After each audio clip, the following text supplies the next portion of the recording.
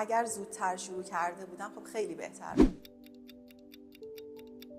وقتی دقیق میشم روی این قضیه میبینم که واقعا اگر زودتر شروع میکردم اون ذهنیت آماده رو واقعا نداشتم اون زمان.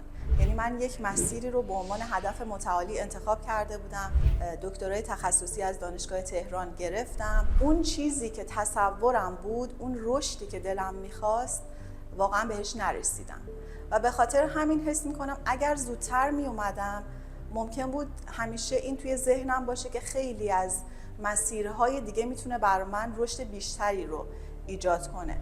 رفتم تست کردم و دیدم که اینطوری نیست.